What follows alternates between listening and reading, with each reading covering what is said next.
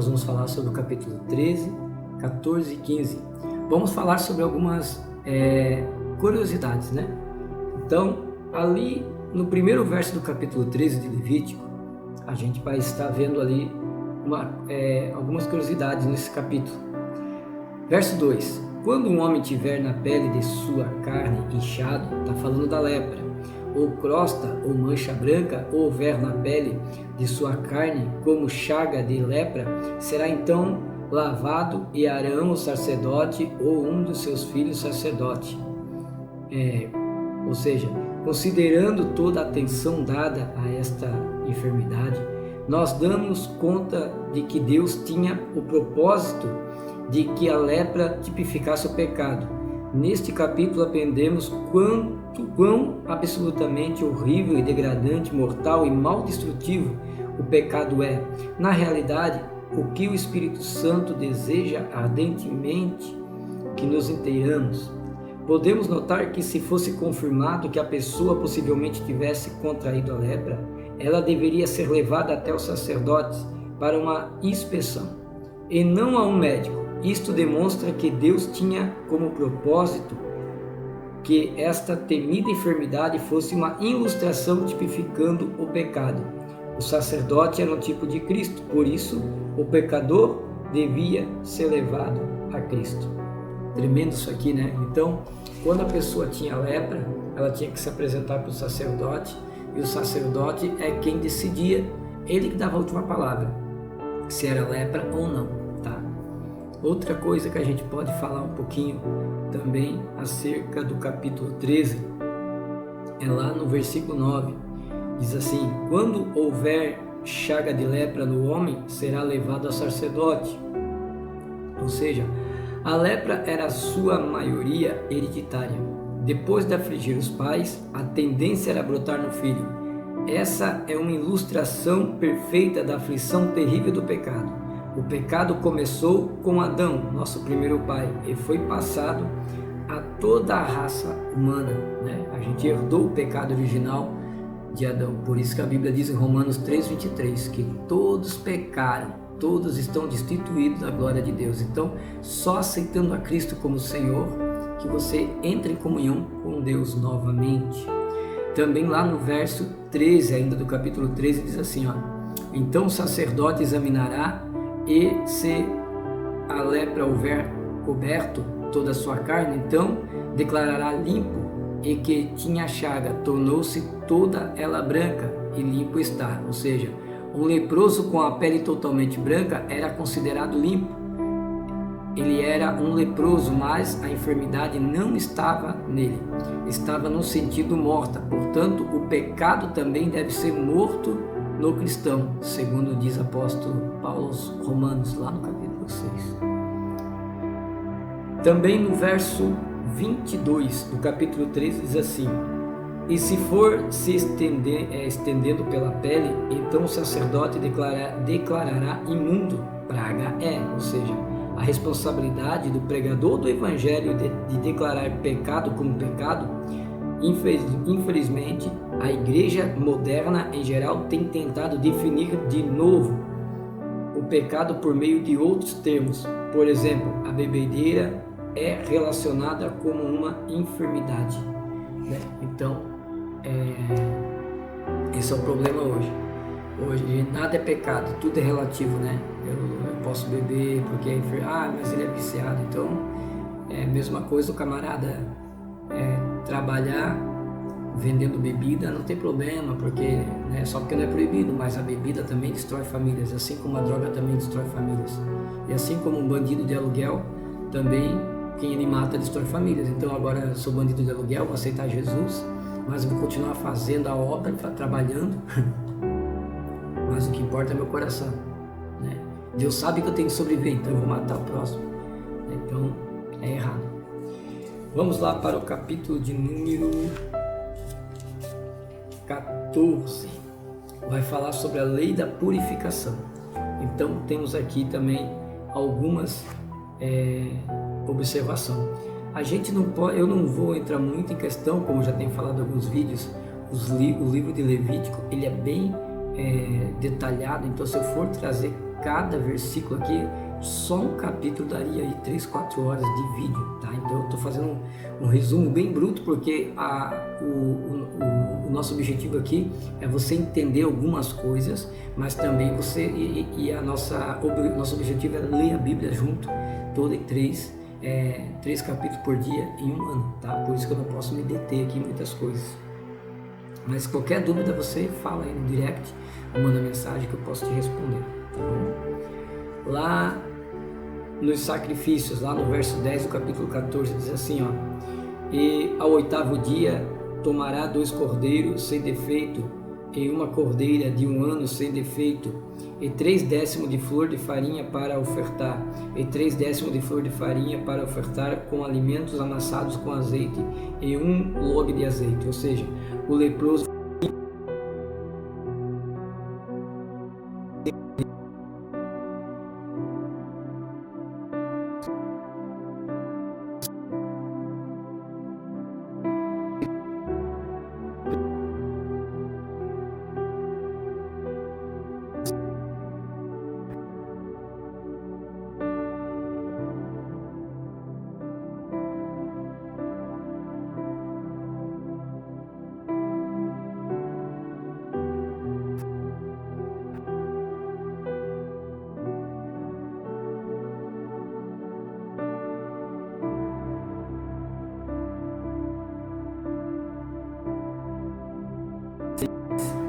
vai falar alguma coisa aqui.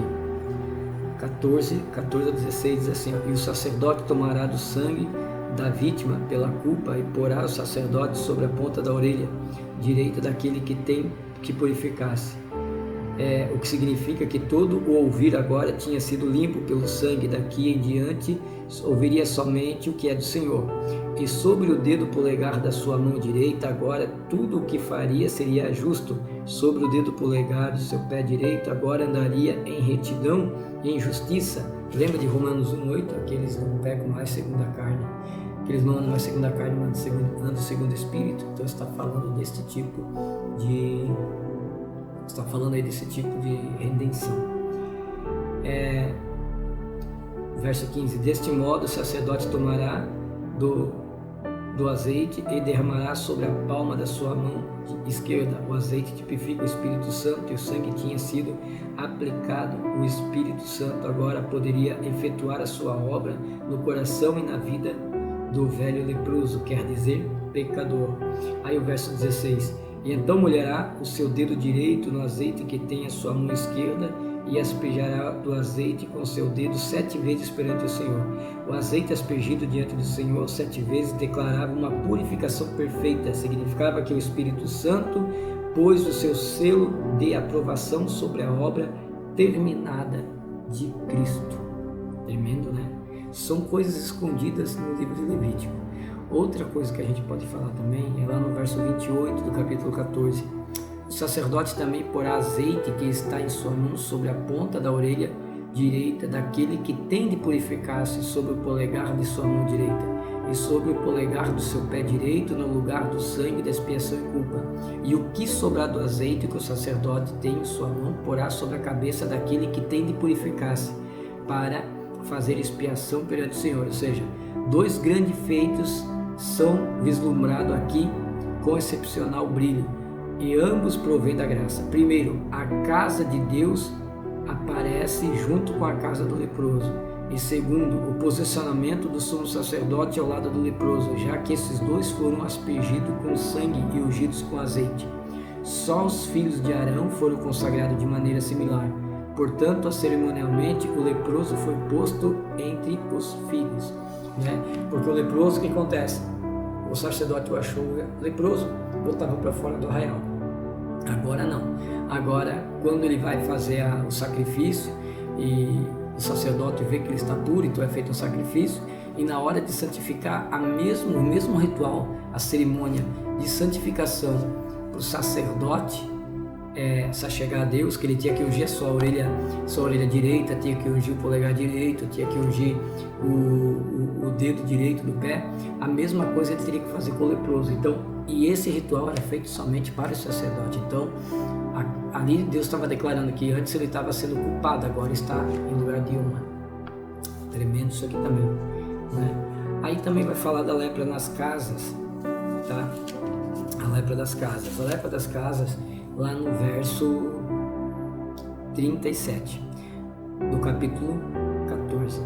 E olhará a praga, e eis que se forem vistas manchas nas paredes da casa, em escamas esverdeadas ou avermelhadas, os quais parecem mais afundadas que a parede.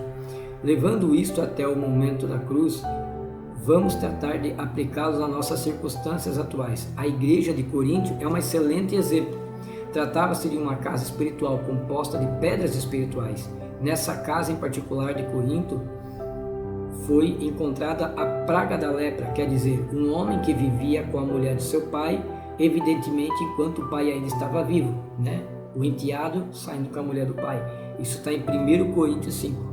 Paulo informou a igreja que tal homem tinha que se arrepender e que se implicava a dissolução daquela relação, ou seja, tinha que terminar a relação, como deveria ser óbvio, né?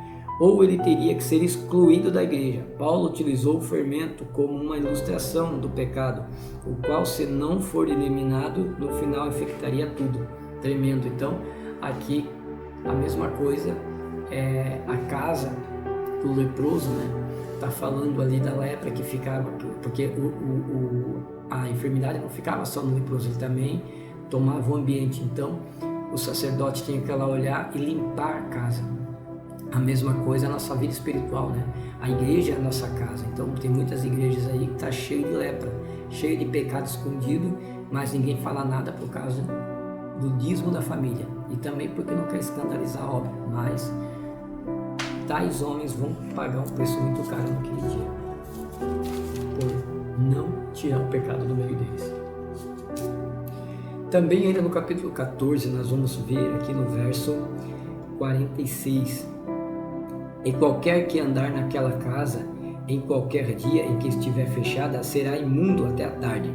Ou seja, continuando a trazer a situação até a atualidade, o crente não pode permanecer em um ambiente contrário às Escrituras, quanto às falsas doutrinas. Essa associação resulta na imundície espiritual. Se há uma coisa que este tipo nos mostra, é a verdade. Olha só, então mesmo que se o camarada saiu da casa, e digamos que a casa dele era bonita, e ele foi para fora do arraial porque ele estava sujo, ele estava, né, ali imundo, o que acontece? As pessoas não podiam usar a casa dele, porque estava contaminada. Então, trazendo para o mundo espiritual, para a nossa atualidade, tem lugares que você não pode colocar o pé, porque a casa está contaminada. Ah, Fabiana, nós estamos no tempo da graça. Mesmo no tempo da graça. A palavra de Deus diz em 1 Tessalonicenses 5:23 que nós não podemos extinguir o Espírito Santo e temos que deixar irrepreensível 3 coisas. Primeiro, corpo, alma e espírito. Esse negócio que Deus só quer o coração não existe na Bíblia, tá? Não tem tal versículo que Deus quer o teu coração. Está na Bíblia que Deus quer 3 coisas tuas: corpo, alma e espírito. Então, você sendo crente, você não pode habitar em ambientes que sejam imundos, né? A gente vê hoje muitas pessoas dizendo assim: mas não tem problema, ele só está ganhando o sustento dele, né? A gente vê crentes aí trabalhando de segurança. Ele é crente, mas ele trabalha num lugar onde tem promiscuidade, tem podridão. Não é um lugar para crente. Hora que Deus vai te tirar de lá. Então tem muitos lugares que as pessoas querem frequentar para, eu vou lá, mas eu vou evangelizar. É mais fácil eles te tirar da igreja do que você levar alguém para a igreja, porque a Bíblia diz que os filhos das trevas são mais astutos que os filhos da luz, tá? Então não vou me deter muito nisso aqui, que isso é muito polêmico. Outra coisa, capítulo 15 agora, para nós encerrarmos o nosso vídeo, que já até que foi 14 minutos, então indo para 15 minutos. Então nós vamos para o capítulo 15. Lá no capítulo 15 a gente vai falar sobre as impurezas. Então, começando já no primeiro verso: e falou o Senhor a Moisés e a Arão, dizendo: falai aos filhos de Israel e diga-lhes: qualquer homem que tiver fluxo da sua carne será imundo por causa do fluxo. A palavra hebraica para fluxo é zoe, significa ter um fluxo sexual. Provavelmente se refere a doenças venéreas ou hemorragia, né? Está escrito hemorragia, que deve ser alguma enfermidade aí, como hemorroida, alguma coisa assim, tá? Então essa pessoa estava imunda. Lá no verso 3 assim, ó, e esta será a sua imundície por causa do fluxo. Se sua carne corre o seu fluxo, ou se a sua carne obstruiu o seu fluxo, esta será a sua imundície. Toda a cama que se deitar, o que tiver fluxo será imunda, e toda coisa sobre o que se assentar será imunda. Ou seja, aqui notamos a corrupção da natureza caída. Ela é corrupta, o imundo, né? O simples contato com a imundícia, ao caminhar, dormir, assentar, parar ou deitar, transmitia ou a corrupção, uma lição penosa para a humanidade orgulhosa.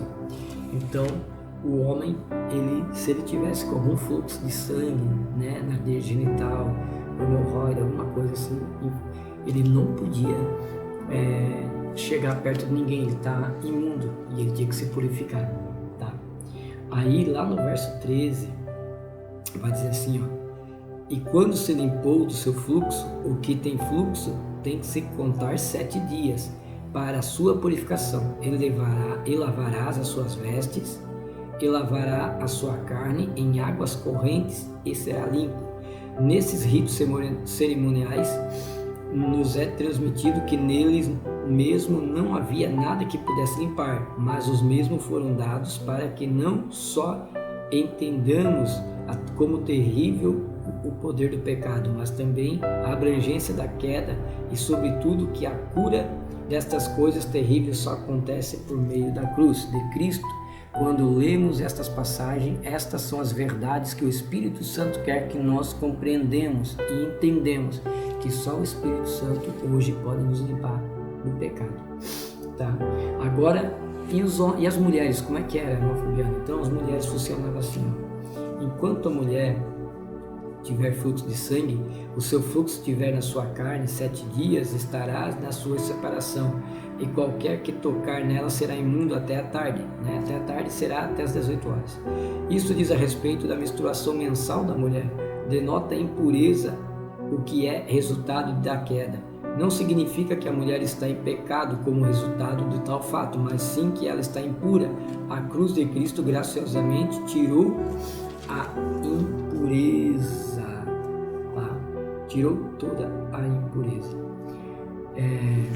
Então, ali no verso 25 diz assim, ó, também a mulher, quando tiver o fluxo do seu sangue por muitos dias fora do tempo da sua separação, ou quando tiver fluxo de seu sangue por mais tempo do que sua separação, durante todo o tempo do fluxo das suas imundícias será imunda, como nos dias da sua separação.